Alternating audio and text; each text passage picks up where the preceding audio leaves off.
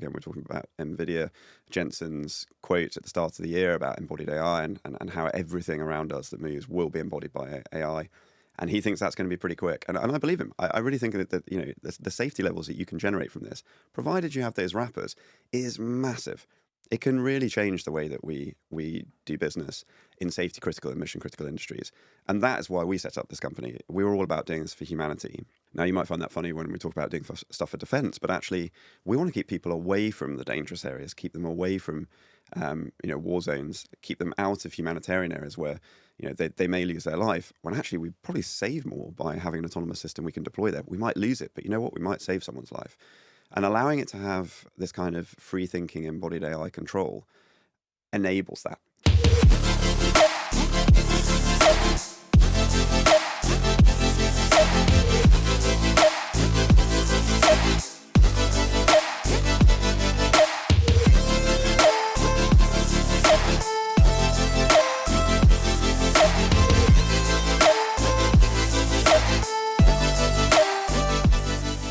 Kyle, welcome to the show.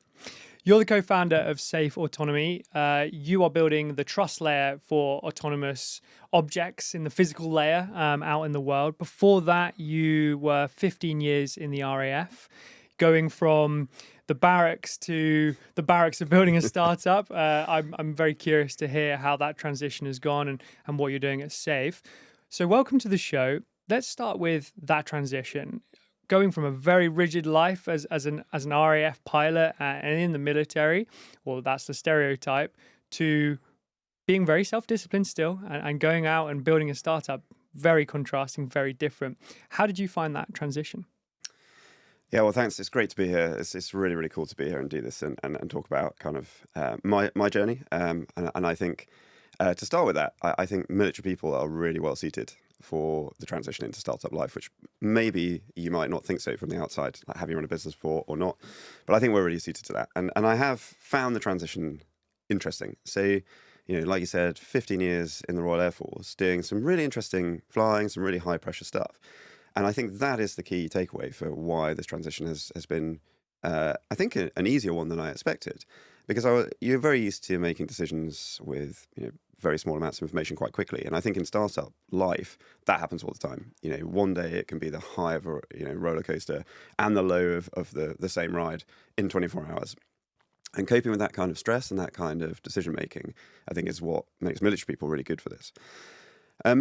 What I have found interesting is actually the attitude of the world outside of the military. So, I found that people were very similar in defense. Everybody had this mindset of whether it be growth on a squadron or getting the mission done, you could just trust the people next to you to do that. You knew that they were going to deliver when they needed to. I think in the world of startups, when you start to hire people you don't know, there's a mixed bag there. You don't know how people are going to react. You don't know how people are going to react to your vision. And if they're going to come on that journey quite in the same way with you. And actually, for me, that's been an interesting mindset shift to actually understand those new thought processes. Because for me, I'm all in. My co-founder, we're all into that. You have to be all into that business. And certainly with a startup, I don't think anybody realizes how hard it's actually going to be until you hit go and set off on that journey. And it is the hardest thing I've ever done. It takes its toll on your friends, your family, your time. It's all consuming. And I think certainly interesting in the UK, perhaps the attitude to startups is subtly different to what we see in other countries like the US. And I'm trying to bring a bit of that US mentality to our UK headquarters about speed and about growth. And that is hard because people want different things in this country. I think I probably wanted different things out of my life when I left or if I was an employee. And I'm trying to, put this mindset onto our employees, bring them along in that journey and get that cohesive team, a little bit like a squadron, get everyone working together, supporting each other and just driving forward for that big goal. So I think, the transition has been an interesting one. It's very different to flying, flying aircraft, helicopters. I flew for British Airways for a little while as well.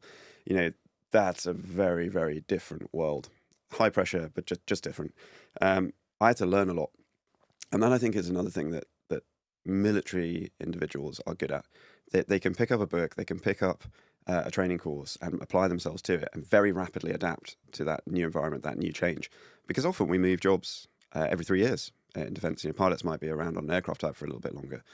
But quite often, guys are doing 3 years maximum in a job, and then they get to something they've never done before, and they have to become competent very quickly. So I'm a big fan, actually, of hiring veterans into our company as well to help with that as a mix of employees. And we have a few who have come from various jobs across defence, gone into business development, gone into trials and operational delivery, and are absolutely acing it because they've gone and learnt it, applied it, and they just get on with it. And I think for me, that was probably the one skill that I brought out of defence that really, really helped me, was to go and learn, well, how does venture capital work? How does funding work? How does, actually being a founder or a CEO of a company really work? And what do people need to see from you? That was just a lot of reading, a lot of talking, a lot of meeting other founders, and then quickly assimilating that to try and create, my persona for my business, to actually start applying that quick and scaling as you have to once you pick up venture capital funding, right? Amazing. So yeah, it's been an interesting journey. I love it. I love it. So much to unpack in there. I think the bits which a lot of the audience may have picked up on there was the kind of bold statement saying that the startups is the hardest thing you've ever had to do. Now, I know a little bit about your history in the RAF from the conversations that we've had, so we'll unpack that in a bit. But you mentioned your squadron, your teammates, those in the RAF where you have to look to your left and right and rely on that they'll be there to literally protect you and save your life and be there to support you. Now, moving into startup land, you do have a co-founder. You have a co-founder, Matt, who you met during the RAF. You were solving rogue drones. I'm going to leave it very broad there to allow you to explain what that is. It sounds very Terminator. But obviously, this is what you do at SAIF. SAIF is spelled SAIF for anyone who is going to look at this up after this episode. But how did you meet Matt, and how did you know he was the one that was going to be your partner moving forward, outside of the military? Yeah, it's a great story, actually, how we met. So my last job in the Air Force was in something called the Rapid Capabilities Office. And that is, it was set up to, as it kind of says on the tin, rapidly deliver new capability to the Air Force, but looking into sort of frontier technologies, like how can we solve a problem, maybe do it in 6 months to a year rather than 3 to 5 years, and bring things in that are very low technology readiness level. And for those that don't know what that means, it's actually a NASA scale that tech adopted. Say 1 to 9, 9 being your BMW 3 Series, it just works. 1 being something in a lab that's never been tested. And so we bring it in around the 3, TRL 3, and try and kick it over the fence at 7 very rapidly, where a frontline user could then develop it all the way forward from there. And I was running a collaborative autonomy program that was looking at sort of medium-sized drones for a variety of use cases. And one of the big problems with that is Terminator, as you said there, Skynet, for those that know Terminator. We're trying to avoid that, right? So as we move away from traditional autonomy, that's a bit like Command and Conquer, for those that remember that, click on waypoints, something follows it and it does a scripted behavior somewhere, to this use of physical or embodied AI at the edge. So that system can freely think and be non-deterministic on goal-based, what we call goal-based autonomy. And that's really efficient, and it allows those systems to collaborate together and work out the best way to carry out a mission and maybe do other things along the way without the need for communications and data links, which is really important in today's new world where it's very easy to jam communications. And you may not be able to control that then as a human user, right? So we were looking at how could we do that in the future? How could we do it today with today's traditional autonomy? And there was nothing on the market that actually would provide this assurance layer to allow this to be used as a frontline capability in the way that we might wish it to be. And so I actually met Matt when we contracted his company to go and have a look into academia and science and have a look at what's out there, like what could we do quickly and potentially quite cost effectively to enable someone like the Military Aviation Authority to allow these systems to operate potentially in other people's sovereign airspace, which is really important because you don't want them doing the things you don't want them to do. And so that's how we met. When I then left defence, I worked very briefly at a company called Round Technologies, who, for those that don't know, again, is a very rapidly scaling defence tech systems integrator based in Bristol. I went to run their air portfolio. And Matt and I worked on the autonomy team there. As with all these things, we got talking, we realised that there was a huge opportunity here, not just for defence, not just in drones, but actually in anything that moves. So anything that's going to use high levels of autonomy today or in the future, it needs an assurance layer.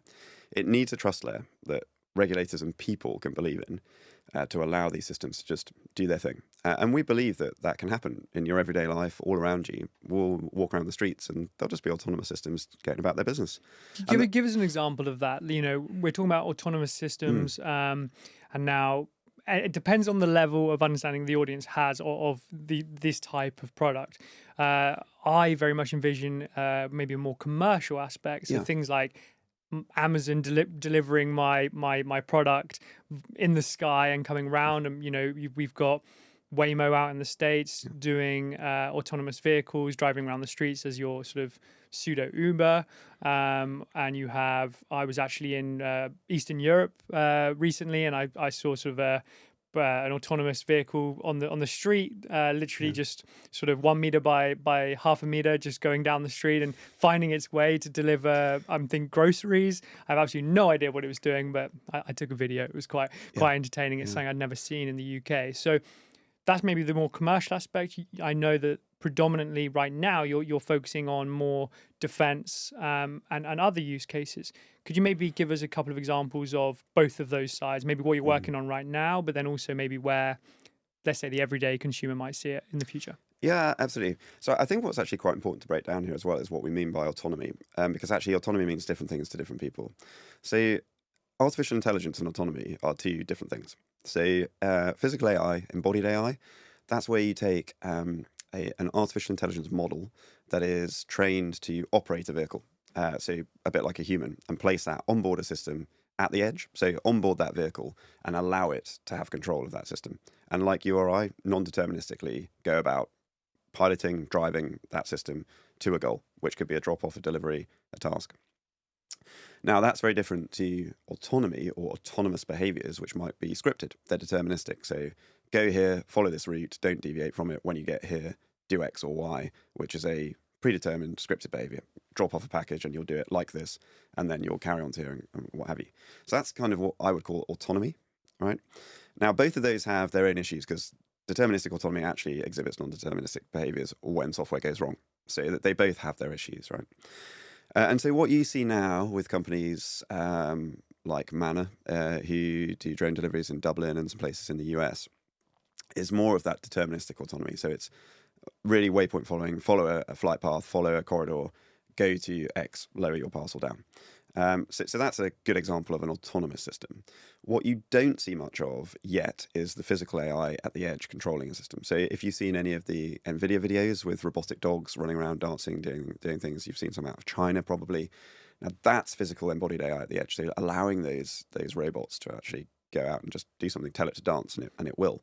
And it will learn as it's doing it too. And you can take the data and you can retrain those models and make it better at what it does. So that's the distinct difference between the two. When it comes to use cases today, so commercially, drone deliveries are the thing that you hear probably most in the media. People talk about it's happening in London with Wing flying medical supplies between two hospitals. Very, very prescriptive, straight line kind of stuff. If you want to start doing that at scale, in my opinion, and I think the way that a lot of the industry is going outside of the programs that are making money from the way that it works now, you have to get rid of all the infrastructure. So having cameras with computer vision every 500 meters all over a city to make sure the airspace is clear is not commercially viable. It's going to cost too much money. Having beacons everywhere for things to follow just doesn't work. What you need to do is take all of that and put it on board as a platform itself cheaply. And that allows the system to go and fly beyond visual line of sight and be trusted to some form of standard.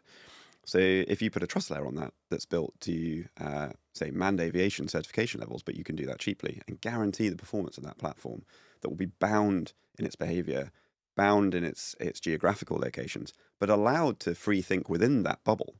Now you can send off 100, 200 of those systems controlled by AI. AI deciding who goes where, how the package deliveries work, and then maybe have 3 or 4 people in a control room that monitor that whole network. And people find that a little bit scary because then what happens to all the drone operators? Because generally now it's one operator per system, maybe with a spot or two, and a waiver to fly beyond visual line of sight, which is really expensive, and you can only go a kilometre, 2 kilometres. But actually, I see that as really liberating for that industry because those individuals can now do other high-paid, high-skilled jobs, maintaining those systems, being there as safety pilots. If they do want, need to intervene for some reason, there will be safety pilots, maybe teleoperators, whatever it might be. I don't think it's scary. I think it's a really enabling thing.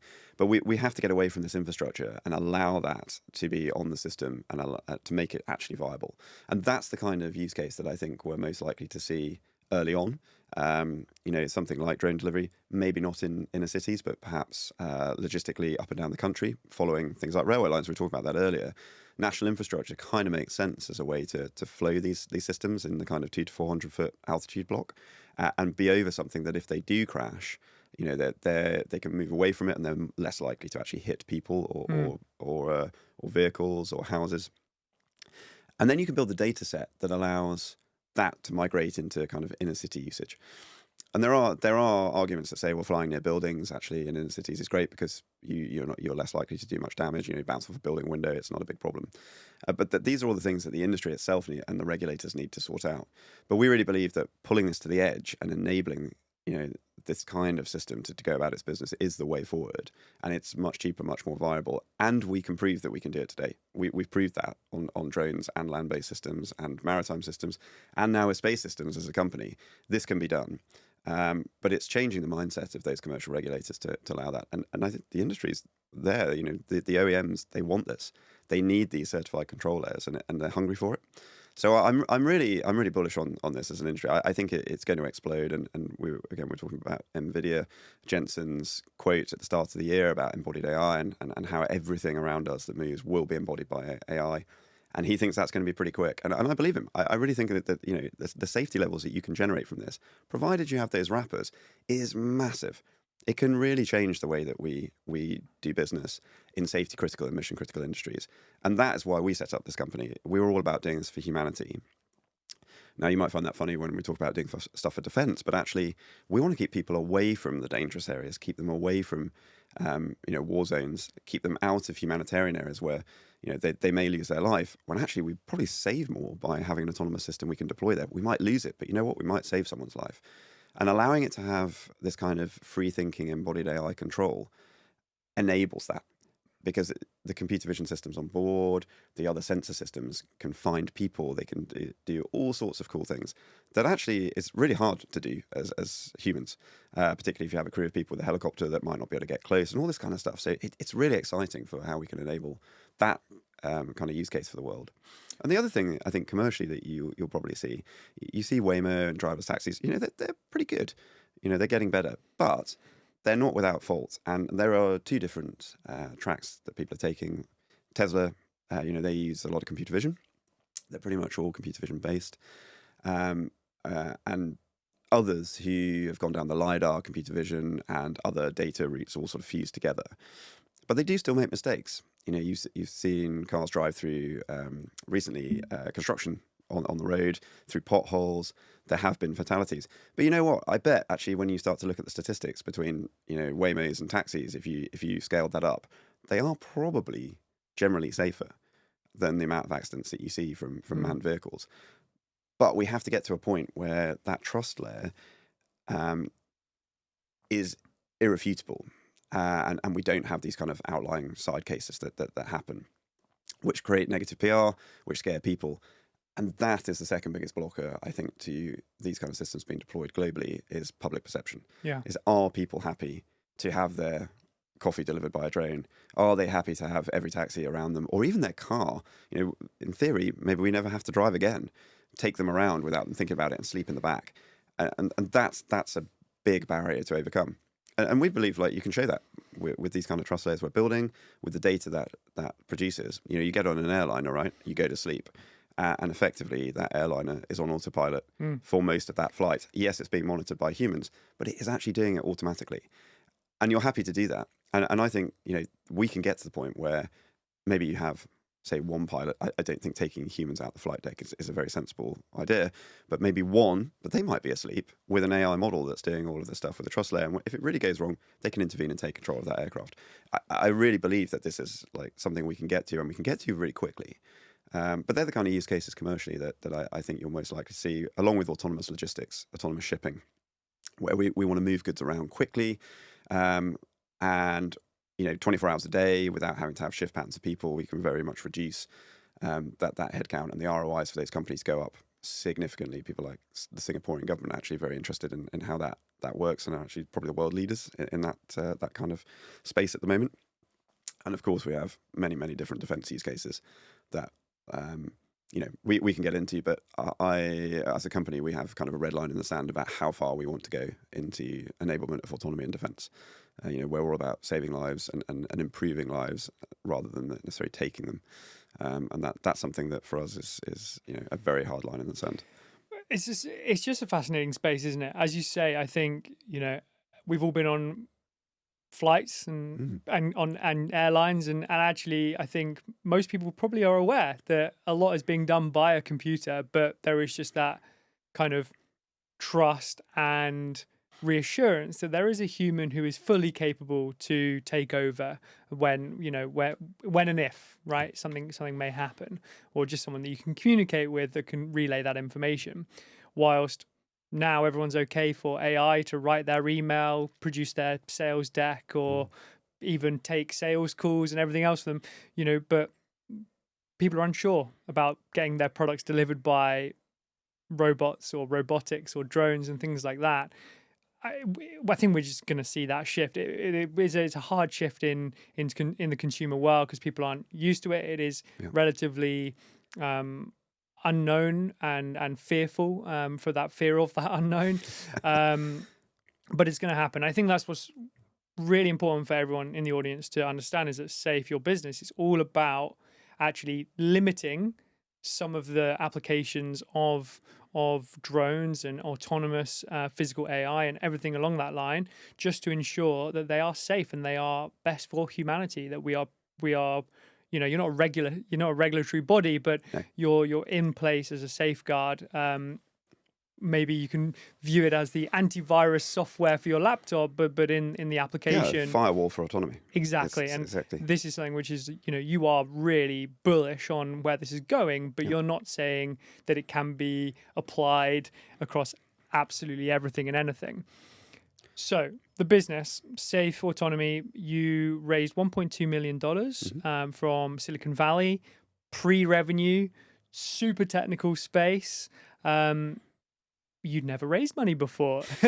You were ticking all the boxes for this not to happen, but you managed to get it done. You managed to get it over the line. One thing you definitely had for you was a deep experience level going into this space. Like, there's not many people who can say that they know this space as well as you. However, they can be viewed as sharks. They are not the easiest sort of mission that you had to go, I'm sure. But how was that? How was it getting that over the line and such quite a significant value, especially when you may have not known how much you might need? Yeah, it's a really interesting question, and this is quite an emotive one for me in some ways, actually. So I obviously knew nothing about venture capital when I started this journey, other than that it was a thing and people raised money. So I went and read Venture Deals, which lots of people will tell you to read, because it gives you the very quick read in a couple of days. This is what a term sheet is. This is what VC are like. This is how you should negotiate, right? But that really helped just to understand that world. So we spent a little bit of time before we founded, about 8 months or so, really digging into how much this might cost us, how much we really thought we needed to get to a minimum viable product. And that, we had pretty solid cost models, I think, that we went through, because we were both in other jobs, and that was the beauty. We had some time to prep this. So I think going into that raise and that initial start was easier for us than it could have been. And it gave us time to learn. But we were bootstrapped for just under 18 months, and we're very lucky to get some decent contracts to help us scale in the beginning. I was probably missold by advice that, you'll raise in 3 months. It'll be really easy. You'll have raised money by April 24. It'll be fine. Well, we actually ended up getting 5 months beyond our original runway from our contracts, and really having to scale back to complete this raise. And that was from a variety of reasons. And so we started off trying to raise in the UK and Europe. And my overarching feeling of VC in the UK right now is they are not risk takers. It's no longer venture capital in the UK and Europe. It's effectively on the edge of private equity. They have zero risk appetite. They say they're deep tech funds. They say they're X, Y, Z, but then they want to see $1 million ARR. They want to see like all these data points. And well, you can't be deep tech and have data points and revenue like this, because we're building something new. It also has to be certified to be really commercially viable outside defense. And that alone takes 12 months from when you have a minimum viable product. And that's not something you can speed up. but you can't really sell it to those commercial organizations without that, right? So our timelines are always going to be a bit longer than your traditional SaaS company or whatever it might be. So we had these really interesting conversations with them that, and we ended up in due diligence with a lot of them and got quite deep into it. And we just were not successful with raising in the UK at all, which I found interesting. It's just this whole attitude. And then some friends went, you should probably go and have a look in the US, because the US is actually, it's the home of venture capital. They understand this kind of industry better. They understand the kind of company you have much better. And we had support from a company called Cambridge Future Tech, CFT. I don't know if you've heard of those guys. And they spin out companies from universities, particularly, or when not. Owen Thompson is actually ex-RAF, ex-Typhoon pilot, and BAE Systems. And they were helping us with a lot of our prep. And so we kind of looked at this and went, right, let's go to America. Let's give it a go. Let's find some intros, get out there. And we were very lucky to find a lead in Fusion Fund, who are a Palo Alto-based fund, who just got it. And they got it straight away, and they were excited by it. And their risk appetite was one of what I believe VC should be. Okay, we can see potential in this. You have evidence that you can do this. You've proven you can do this live. You have academic people saying that this is the future. There's regulators saying that this is the kind of thing we want to see. We've got the US Air Force Research Lab and a really prominent figure there saying, I don't know anyone else doing this, and we need this. Like, this is something we've just got to get after. And of course, there's due diligence that goes with that, and it's a tough process. You're taking a lot of money from people. You have to convince them that you as a team and your idea is right. We were lucky to get some patents filed along that journey before we raised, so it showed that we actually had something special that wasn't available out there. And I just found that the US was a whole new world. And it happened quickly. And for me, that's probably a problem for the UK and Europe right now, and why you see a lot of companies just not making it here. And I hate to say that, because the UK is a great place. We have incredible tech talent here. All our engineers are based in the UK. And it's a really good place to have engineers, because America's expensive. You can have 2 engineers, 3 engineers here for the price of 1, who are coming out of great universities. We've got guys from Oxford, we've got guys from Cambridge. We've just hired, and you've heard it here first, a guy from Stanford who's actually coming from Amazon 126 labs and from the US to come and work for us because he's so excited about what we're doing, which is phenomenal. So we're actually attracting international talent from now. But that's great. But then how do you scale the company here? How do you then raise those follow-on, those growth funds, the scale funds, which are really, I think, in the UK, hard to get after without mega data points? And the US is the answer to that, because they really, really get after it. They really understand. And my understanding of their portfolios, they need one company to do really well, but a lot more can fail. Whereas in the UK, most venture capital firms will want 8 of those companies to do something, and only one can fail. And I just don't think that's what the industry needs. Like, there will be failures. It's frontier technology. For us, market timing is everything. We have the product, we have the thing here, and I'm pretty certain we're going to make a success of it. But if the market doesn't come at the right time, well, of course we won't, because once you're on that VC bandwagon and you're burning cash and you're building something with people, and unless you can generate significant revenue pretty quickly, of course you will fail. I mean, that's the reality of a VC-backed business, right? But it was a really interesting journey to get into those rooms and speak to people coming from a non-business background, and sit there and start negotiating terms of investment and big figures of money. That at first, I had imposter syndrome. I was like, wow, I'm actually the right person for this. And I had a lot of conversations with my co-founder and with Owen from CFT about, well, actually, when do I step down as CEO? Like, how far can I go before we need to bring somebody in to do this? And over the last 2 years, actually, my mindset shifted. I now feel like I am in the right place, like leading the business. Like, the growth we've had has been significant, and we've had a lot of successes. And I think a lot of that is down to Matt and I, and the way that we have put this together and the way that we've gone after the industry, which is great. And I feel lucky to have that bit of a mindset shift. But I'm also, I think, self-aware enough to go, this might get too big for me in my experience and may have to move out and step down. And I actually think that was something that VC really liked. I was very honest about that with the American investors particularly, and went, look, I don't know how this will go, how I will be suited to this role. But if you're accepting of that, then I think it's brilliant. And they did. And they actually said, we actually quite like pilots. We've got other pilots who are CEOs in the portfolio from defense, and the way that you make decisions tends to be quite good. Small amounts of information, rapidly making a decision that could change the direction of a company. Well, you just have to do that when you don't have the data. So that's what made me feel quite good about, well, maybe I can learn the other things that I need to learn. So the journey with VC was, it's interesting. You'll have people sit there and tell you that what you're building isn't needed, that companies like yours can't exist for X, Y, or Z, and it kind of feels good to prove them wrong. And what I found is they're generalists. So they speak to an expert. Well, their expert might be somebody that's got a couple of years of doing some form of robotics that has nothing to do with this area, but they say, oh no, but we do this with teleoperational, we do that. And I found that a very interesting attitude. They'll just go, no, it's not for us. And that's fine. So I think when I go out and raise again, now I'll be much more tailored in my approach to that, with the funds that I speak to, the specialists who really understand these industries, and probably more than likely exclusively in the US. We're actually raising an oversubscription at the moment because our leads kind of encourage us to do that, and that will really help accelerate some of our go-to-market in the States. And weirdly, we've had quite a bit of interest actually from UK and European VCs suddenly. And this is where I find the industry quite fickle. Some of those we've spoken to before, but now we've raised and it's done that. They're like, oh, actually, this is quite interesting. We'll come back. And I think you just have to get used to that at the end of the day, everybody's in it to make money, right? And so they have to be certain that they're going to get a return or to some level. But I think for me as a lead, I'll always go American from now on because, one, the industry we work in is very big in the States. They're much further forward. It's a big market. But I just like their get up and go, their drive to get things done. I really like their attitude towards startups and how they get business done. And I think that differs significantly from the UK.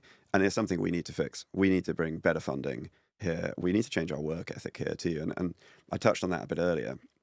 I'm really trying to drive a bit more of a San Francisco style work ethic in our company that still maintains a work-life balance for employees. I don't want people in the office till 3 a.m. grinding away, sleeping there. I think that's stupid. But I do think when I look at counterparts in the US and you see what they achieve in very short spaces of time, most of that is down to an attitude that we probably don't have in the UK quite the same.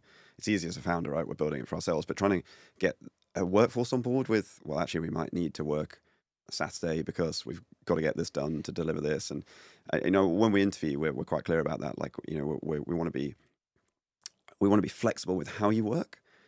We want you to be able to have a family life, but at the same time, there are going to be days when we need to grind this out. We're going to have to go hard, and that goes above and beyond what a lot of companies will. And I think the UK struggles a little bit with that. And that's not necessarily connected to venture capital in a sense, but I think the data that VC have support that US startups will always outperform UK and European startups generally now from what they've shown us. And that there, I think, is the major issue. If we want to get UK VC to back companies and take more risk, we need to have more of a San Francisco mindset to provide the returns that those kind of VCs are getting. This episode is sponsored by Opus. Opus brings entrepreneurs together to create opportunity through power of connection. Opus is a curated community for business builders who understand that relationships are the backbone of business and success. If you are an entrepreneur, founder, business builder, laser focused on a mission, Opus could be for you too. To find out more, go to joinopus.org. Now back to the show. Yeah, I mean, you touched on a couple of the really positive elements of the journey thus far. Now, I know that you were only a matter of hours away from completely running out of cash at some point. Yeah, we were, yeah. That's some of the darker days of being a founder. And I mean, you said to me, 10 minutes ago on this podcast saying every few years, a pilot or a military personnel will swap into a new role and they have to learn really fast. Now that's learning really fast as a founder. You've been in the role for 2 years. You've achieved so much already in such a short period of time. You've had the role as a side sort of gig to your full-time job. You've gone full-time. You've raised capital.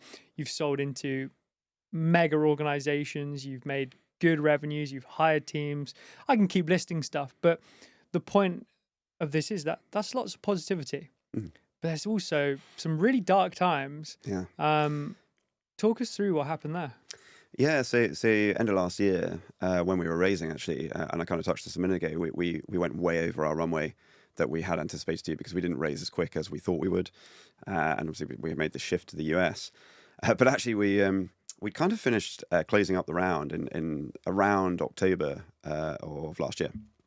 But there were some delays we were doing a Delaware flip. So we actually flipped our business into the US as a US topco. That was a business decision to do with selling into the US defense ecosystem, and so separating IP between UK and US. So a whole different structural thing and a whole different topic. But there were some delays around doing that. We were classified as a national security critical technology, so we had to get approval from the government to actually do that. That took a lot longer than we were expecting. So, of course, until all that was done, the investment couldn't land in the account. That was going into the US topco. And then we got to all of it sort of coming together in December. And when the money was ready to be transferred, there were some delays due to locations of individuals who needed to be in the fund to sign things off. It was around Christmas. And in the end, we got the money in the bank. I think it was about 8 p.m. on the 31st of December, UK time. The money had to be in there before midnight because it had to go in the US financial year. And we had 21 or 22 pounds left in our company bank account. We'd hired people who we made aware, if this all falls through, the company will cease to exist. But they amazingly, and hats off to them, they took the risk and they joined us with only 3 months runway left. They're still with us and doing well. But it was a really dark moment for me. I was sat there on New Year's Eve going, there's still no money. There's still no money. I can't get hold of the people. Thinking, this is it. Like we'd already sold to people. We had like this product. It was growing. It was really exciting. We were super, super excited about being able to scale and build that engineering team and go fast. And I just thought the dream was over. And I was like, well, what do I do now? Like, what am I going to do next? Like, this has been such a cool journey so far. And, we're only just over a year old at the time, or maybe 14, 15 months. It was really dark. And I really didn't know what to do. I didn't want to have to ring people and say, I'm really sorry, like we failed, like we didn't get the money in the bank and that's it. And when the money landed at I think it was 22 minutes past 8, and suddenly we had, 1.2 million sat in a bank account, and I'm like, oh my God, we're good to go. Like so you went from the darkest low to the absolutely massive high of knowing you now had the runway you needed, sort of that 18 months to scale that team, go quick, hire people and get on with it. And that was just game changing. And honestly, that day was one of the worst of my life for feeling just like depressed and sad. And we had, like I say, we had employees, and I'm like, I'm now responsible for these people's livelihoods, and I'm going to have to tell them, I'm sorry, that's it. You've left your other job. You've been here 3 months, and it's over. Yeah, it was dark. And you see that coming, of course, because every month you're getting closer and closer and closer to that. And then when we'd signed the term sheets and we'd done everything in October, we kind of relaxed a bit. We were cool, we're good to go. And clearly, 8 weeks later, we still hadn't had the money land in the bank. So yeah, it's tough. And I do though think that was one of the most defining experiences for both Matt and I as founders, because we have been down to the last bit of the wire that you could possibly get before it was over. So I hope that that's the darkest point we ever face, and we know what that feels like. And I think we can look back at that and go, okay, it's probably not as bad today, the problem we've got, than it was in December of 24. So actually, I don't think it's a bad thing for people to experience. I wouldn't want people to get that close to it. But, I think it was a good learning experience for us to understand and feel that. That's honestly, it's such an incredible story, and I can feel how raw it is for you. Yeah. I hope that when it got to midnight last year, it was a good party. That you enjoyed yourself. I did, yeah. Every year from now on, you should call Matt at 8:22 on the 31st December and just say hi, and just say we made it through another year. I mean, incredible story. Can I just add as well? Yeah, actually, sure. That what links to this, I think, is when I look back and I think where we were in September 2023, and this is what's so cool and crazy about startups, right? There were two of us. Nobody was full time. Nobody was being paid. We had this dream. We founded this company. Matt was getting ready to leave and come on board, as our first full-time paid person as soon as we landed some contracts, which we did with our research contracts. We were lucky to get those early. But there were only two of us for a long time. And then I came on board full-time as kind of the second full-time guy. And that was, September 23. Matt was full-time in February 24. I came on not long after that as a full-time employee. And when I look at where we were then, and then where we were when we raised, and where we are now in June of 25, if you'd have told me 2 years ago we'd be sat here, with an office in central London with a team of 10 people here developing, with relatively significant revenues for the stage of where we are, an international business with a presence in Austin in the States as well, with a team growing there, I would have laughed and been like, this isn't possible. But this is what is so cool about taking a risk and building something that you believe in. And I would encourage anybody who has that dream to just do it, because the hardest part is doing it. And it is hard. There are highs and lows. But if you can have an idea that is going to help an industry, and it can be a niche one, you don't have to be venture capital backed. That's the thing. You don't have to build $1 billion company. You can do this for yourself in a smaller scale to solve something that you care about. And I think often that gets forgotten because you probably talk to a lot of people who are VC backed or PE backed or whatever, or have been very lucky to scale quickly with revenues. But it can be a small business. And I just think people should do it. Like, being an entrepreneur is incredible. Doing it for you when it's all about, well, I say doing it for you, but you're controlling that journey, doing it for the thing you believe in. There's nothing more rewarding than doing that. And you can just achieve so many cool things if you get the right people behind you on that journey with you. So, and I know a lot of people that listen to this podcast are probably already on that journey, but for those that listen and aren't and are thinking about it, just do it. Because in reality, the way I look at this, if you're technical, which I'm not, so I'm not a coder, right? So I felt like I took a bit more risk because I was giving up a career in flying, which is, well paid, it's a comfortable lifestyle, for something bigger. And I would fear like, well, what happens if this goes wrong? How do I get back to that? Because I won't be current. But if you're technical, particularly, where really is the risk for you? And people don't address this enough. People think it's super risky to start a business. Well, yeah, you can fail. But you know what? If you're technical and you've done this and you've had this journey, it's actually a big tick, I think, for people that are hiring in the future. And, if you have a degree in engineering or whatever it is that you're doing, or a coder, you'll get another job afterwards if it goes wrong. And that's maybe a controversial thing to say, because you're raising capital, you're playing with other people's money. It doesn't mean to say you should be responsible with it and you shouldn't really believe in the thing you're doing. But if it does all go wrong, there is a world out there for you afterwards, I think. And not enough people think that way. I think that's another UK mindset. We're very big on, it's risky. The amount of friends who are like, why would you do that? And you're like, because we could change the world. And that's worth doing. I think in the US, again, that mindset's a bit different. People kind of see that risk worth taking and go, well, what if it goes wrong? I'll go back and work somewhere else. And I think we need to have that mindset here a bit more. I mean, it's the best master's degree you'll ever do. 100%. Like, and you are correct. And you kind of cover both off here, which is, you might be young, you might be old, and however sort of far in your career you are. But yes, you might be leaving a well-paid job, and you may have to take that hit for a few years. But at the end of it, if it does fail, then you can go back and find another job. And especially if you're technical, you're going to be high commodity, yes. Especially now, because if you're a co-founder, you will most likely have a bit more commercial prowess as well, which you kind of you don't really have much choice in when you're doing your own thing. But likewise, if it then succeeds, then your potential wage or potential happiness, to be honest, is just going to be well exceeding that. And as you said, I promise you I'll stop the cliches, but you'll be the pilot of your own plane when you do your your own business. But let's talk about that split decision making. Yeah. Split second decision making. This is something you've talked about a couple of times already in this episode, which is, when you were a pilot, you had to make quick decisions with limited information. It's something which you really, maybe you should get that quote on the wall at the office. But let's take it back to when you were making decisions which potentially or did impact people's lives, including your own. Yeah. Was there a time in the RAF when you were on a mission and you made that decision in an instant when you were just like, wow, now I'm really looking back at that and going, what a sort of scenario that was that I had to make a decision?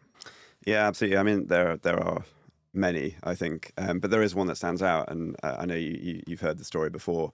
I flew a variety of different aircraft while I was in the Air Force, but my last frontline type was the A330 Voyager, so it's a tanker transport for the RAF and VIP transport. And I was very lucky to do all of those roles, so flying the Prime Minister and the Royals around, which was absolutely phenomenal at the time. But we also operated out in Iraq and Syria, doing air-to-air refuelling with that. And I think it was 2017. It was either 16 or 17. I was flying with a guy, I won't use his surname, but called Mark. We got on very well together.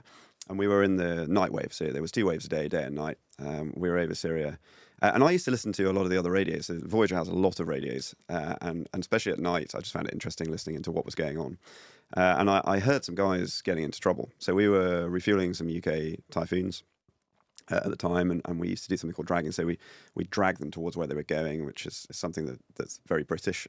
We try to help people out. That's why people like the British tankers. We get them more time on their task and sort of head in that direction. And I was listening, and I hear these two US naval F-18s getting into trouble. So I think they'd stayed on task a little bit longer than they probably should have done to get something done. So the fuel state was a little bit low. They'd gone to their tanker, the US tanker, that had gone US, so it had broken. It was unserviceable. They'd gone to another one, and amazingly, that also broke. And that left them in a situation where effectively they didn't have diversion fuel anymore. So their only option now was going to be head towards the nearest safe place they could and eject over Iraq and Syria, which, as you can imagine, is not a good solution. And you could hear the fear in their voices on the radio. So I said to Mark, look, can you handle all of this with the MSO? I'm just going to do some calculations because I've just heard something. I'll come back to you in a sec. And this is where the team trust thing comes in, right? We're in the middle of, I think we had probably 4 typhoons with us, completely pitch black, just using the IR cameras to do all this stuff over a war zone. And he's like, okay, cool, I'll come back to me. That trust is there that you're doing something that's important. So I went and ran some numbers on the fuel and went, okay, right. I think we can give them, I think it was about 4 or 5 tons of fuel that we had spare. And if we head towards them, they're about 120 miles away, we get them coming towards us and we get that coordinated, we might be able to stop them ejecting. So I came back to Mark and went, hey, look, this is what's going on. We've got this much fuel. What do you think? And he was like, yeah, I agree. We got to do it. So I coordinated that. We got heading towards these guys. The typhoons were like, we'll take fuel and go. And the long and short of it is we met up with those guys in the dark in the middle of Syria. They got on the hoses, and normally you would join the aircraft in a really safe way. You have to come up on the left, do all these procedures to get behind the hoses. They were like, we have to go straight for the hoses on night vision goggles, which we weren't supposed to really do. And this is where sometimes you break rules because it's worth it, and you can guarantee it's probably going to be safe. These guys got on the hoses, and you could hear in their voices how scared they were, and they were like, guys, we had less than 30 seconds of fuel left when we got on your hoses. Like, you've saved our lives. We'll be ever indebted to you for what you did. And they managed to get themselves to, I don't know whether they got back to the carrier or whether they got to a diversion in Turkey, but we know that they landed safely, they survived. And it really sticks with me, that actually, because it's that split second, right? Can we do this? We obviously can't put our own guys in danger either. Do we have the fuel to do it for ourselves? It came from our own fuel tank, so we had limits of what we could do and predefined mission stuff. But to actually do that and know, and unfortunately, I've never met those guys. I was really hoping we could locate them afterwards and speak to them just to have that phone call. And unfortunately, we never managed to track them down. But if they are listening, or anyone knows anyone who've heard the story before, I'd still love to speak to them 10 years later, because it's one of the things that just gives me a great feeling whenever I'm down. I often think about that, actually, that we made that difference. And that's the kind of difference we want to make to humanity with what we're doing, actually, is this ability to enable this for everybody. And again, as I said earlier, save lives in safety critical and mission critical industries. But yeah, it's a really cool thing to have done. There's many people with stories like that. This stuff happens all the time in the military, across every fleet. People, I flew the Chinook helicopter for a while, and the guys who were doing medevac out in Afghanistan day in, day out, they were saving lives every single day. That became a routine thing for that force, and still is when they're deployed everywhere all the time. And people don't realise how many people from the UK are actually deployed globally for what is a really small force doing this stuff every day. It's just normal to people in that world. And then you realise very quickly it really isn't normal. You become accustomed to that. And what we did was a small thing. People have done way harder things in way riskier situations. But this is why I really think defence backed individuals, people that come out of every service, are actually maybe undervalued in our society sometimes with what they can really achieve. People look at academic qualifications a lot. Well, actually, the school of 30 years of the military that some of these guys have is incredible, and they will just apply that to your organisation. They follow rules, they make good decisions, they come in, they absorb your culture, and they just get on with it. And I love that. Let's talk about that. Yeah, let's talk about culture then. So you're now a leader. You and Matt are leading the team forward. You're sort of putting your foot to the gas, and you're going after everything you are at SAIF. So the military, quite a hierarchical organization, has a very certain leadership style, most would assume. Now going into a startup world, it's all about empowerment and giving your team the tools and the freedom to get stuff done. Yeah. Although that's what the let's say the handbook would suggest. Mm-hmm. How have you found adapting to that culture? And you mentioned culture there. How have you managed to kind of pick the best of both worlds? Yeah, so I think the RAF for me, right, it showed me the best and the worst of leadership styles. So I could reference two people that one is somebody that I want to emulate. One is the worst leadership I've ever seen, and actually was a catalyst for me leaving defence, because I looked at that and went, I'm never going to be that person. This isn't for me. And actually, if that's what the RAF are doing with senior leadership, it's the wrong place for me. And so I've looked at kind of those two things, and then I looked at, well, if I blend civilian life and what people really think about leaders, and what would they accept that from defence, because people don't like being necessarily told what to do all the time, and you certainly can't order people to do things like you can in defence, right?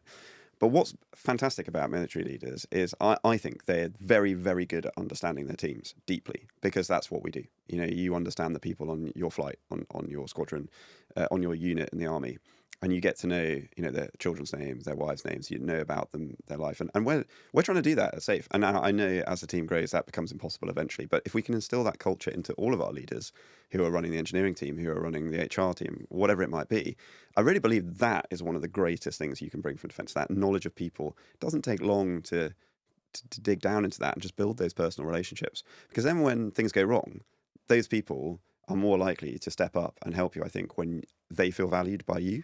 And I think that is super important, is making people feel valued, understand them, understand their strengths and weaknesses, help them get over their weaknesses. We offer some training to people for whatever they want to do for personal development every year. So we identify, like, what are you good at, what aren't you? What would you like to improve? Well, hell, let's help you do that. Let's pay for a course for you up to a certain amount, but let's help you get better at that, because that's good for us and it's good for you.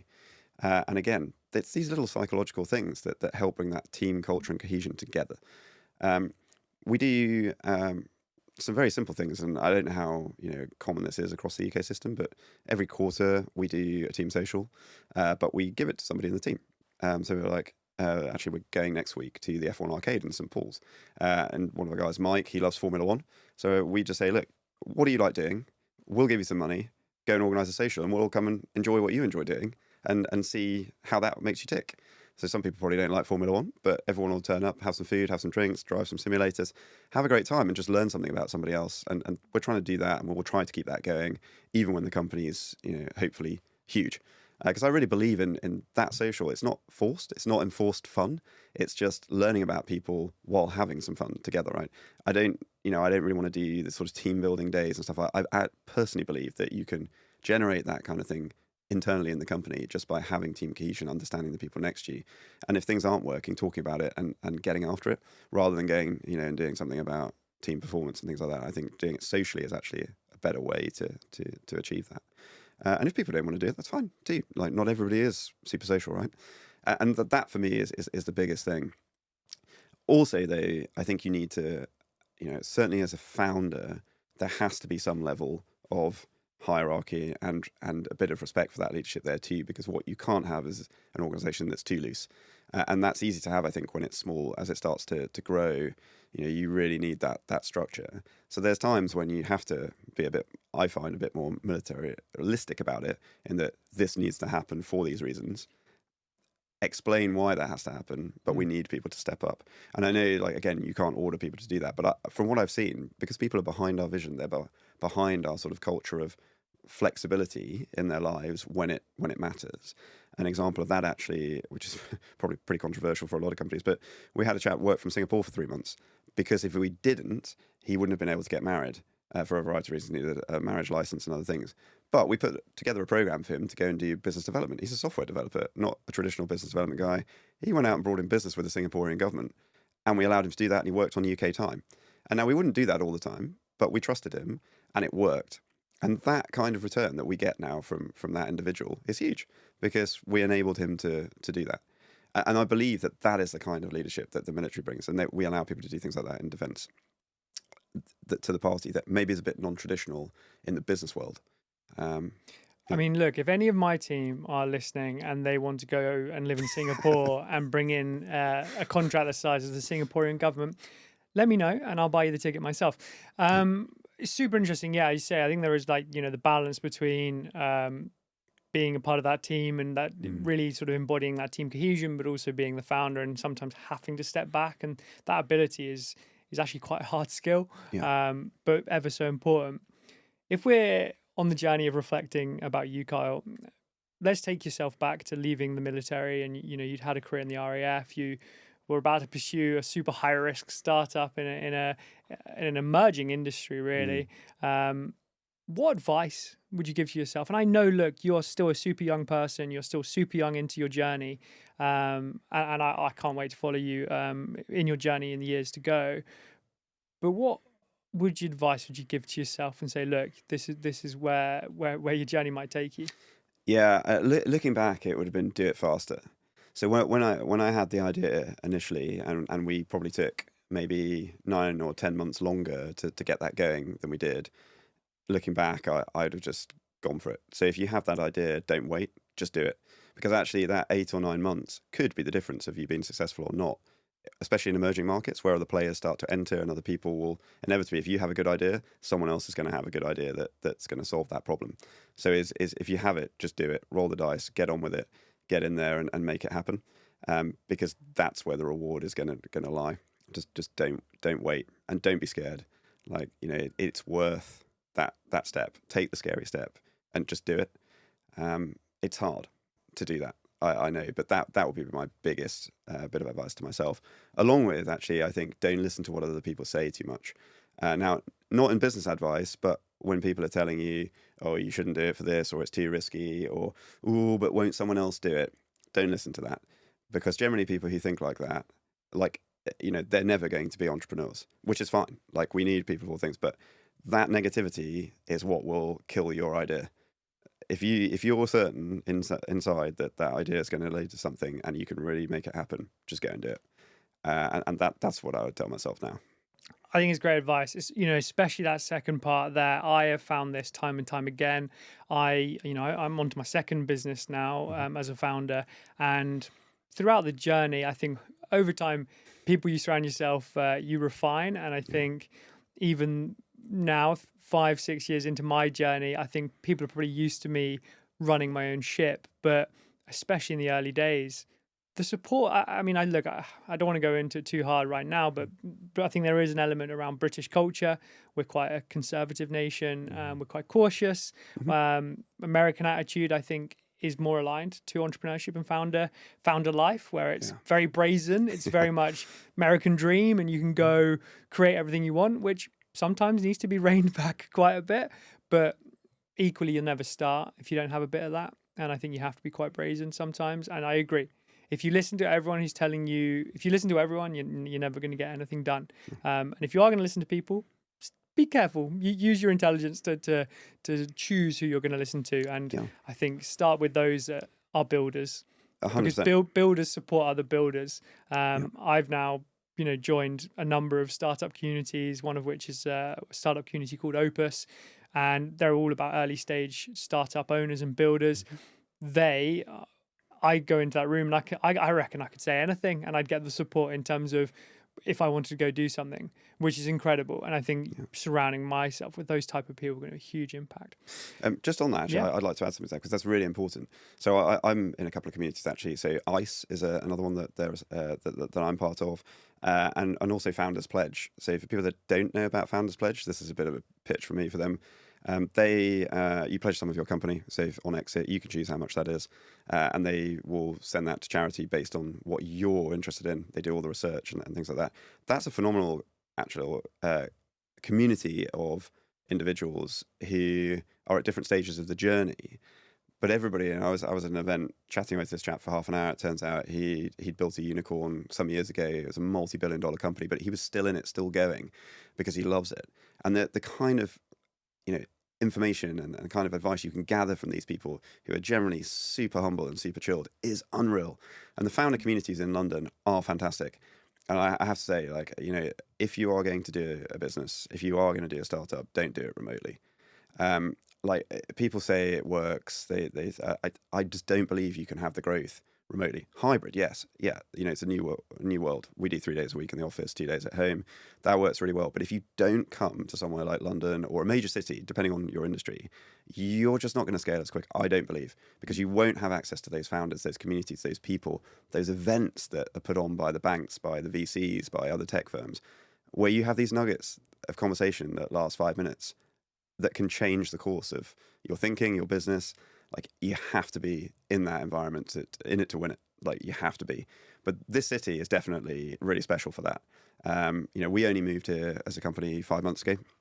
We were Oxford based, and our board said, "Hey, look, you need to be in London. Like, this is the thing that's missing." And I was a bit skeptical about that. I was like, really? I'm now fully converted. Like, having been here for that amount of time, my network has gone through the roof, and it's incredible.